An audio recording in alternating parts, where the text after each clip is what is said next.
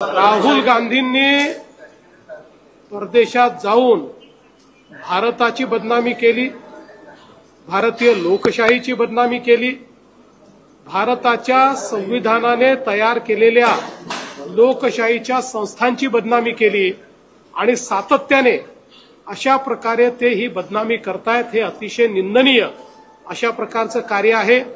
वारंवार निवडणुकांमध्ये हारल्यानंतर त्यांच्या मनावर परिणाम झालेला दिसतो आहे, पण ते एका विरोधी पक्षाचे नेते असताना अशा प्रकारे जर आपल्याच देशाची बदनामी ते विदेशात जाऊन करत असतील तर कुठेतरी त्यांच्याबद्दल संशय निर्माण होतो की ते नेमकं कोणाचा अजेंडा चालवत आहेत।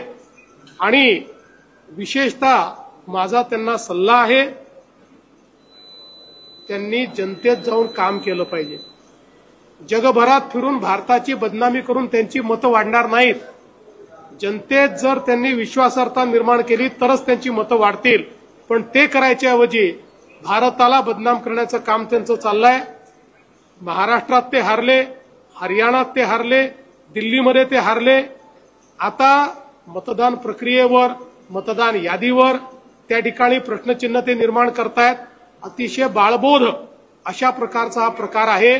त्यामुळे त्यांनी जनतेत जावं आणि भारताची बदनामी करणं राहुल गांधींनी बंद करावं असं आमचं त्यांना आव्हान आहे।